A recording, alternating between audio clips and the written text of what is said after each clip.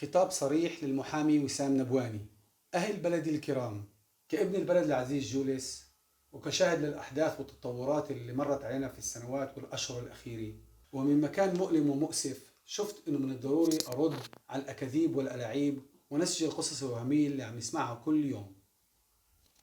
فاسمحوا لي في الرد السريع على ادعاءات المحامي وسام نبواني من وجهة نظر موضوعية مع الاحترام لجميع الآراء الشخصية المختلفة.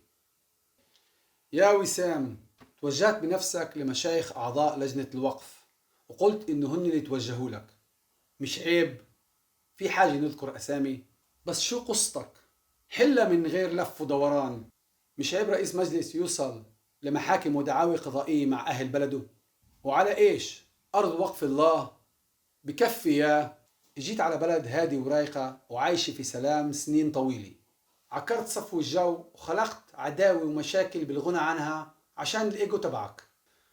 وصدقني الكل عارفين إنه مزاعمك مش صادقة وبتتغير كل يوم، كل إشي قلته مش صحيح، وإنت عارف إنه فيش أي مشكلة تستعمل الأرض للمدرسة أو للروضة أو للبريد وغيره من غير أي إشكال. لا أي رئيس قبلك ولا صالح طريف اللي ذكرته صادر أرض وقف، بس أنت صادرت أرض وقف واستفزيت طائفة كاملة. أنت حر بس حسابك عند الله.